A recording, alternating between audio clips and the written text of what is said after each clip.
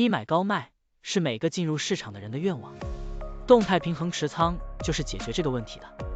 举个例子，就是保持现金和股票始终是50%比50%，当价格下跌的时候就买入一些，当价格上涨的时候就卖出一些。这样做，通过低买高卖维持仓位比例的均衡，即使价格经过一定时间的震荡又回到原位，也可以获得波动的收益。现在我们就设定一些参数，让 Stocktiny AI 帮我们生成程序，对 Ethereum、FUSD 进行回测计算。设定参数如下：检查间隔，每周五按照收盘价检查一次；价格梯度，每变化10%就启动买入或者卖出操作；运行时间从2023年1月1日到2024年4月30日；交易手续费设定为0.30%。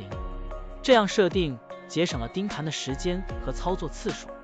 好了，按照上面的设定，程序运行的结果是累计交易15次，期末持仓价值165094.17元，盈利65.09%。相比持仓不动，多盈利负102.64%。如果你希望更频繁的交易，可以把参数修改为持股仓位70%，每天按照收盘价检查一次持仓，每变化5%就进行平衡，这样就可以得到新的回测结果。累计交易62次，期末持仓价值20.04.569.29元，盈利104.57%。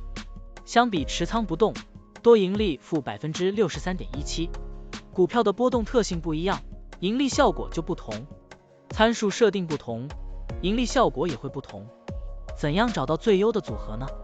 请评论区留言，让 Stocktiny AI 来帮助你。股票调优 AI， 利用 AI 技术赋能您的股票选择与操作。本站内容不构成对任何人的投资建议，您应当基于自己的独立判断做出决策。扫描二维码获取文字稿，欢迎点赞、评论、转发。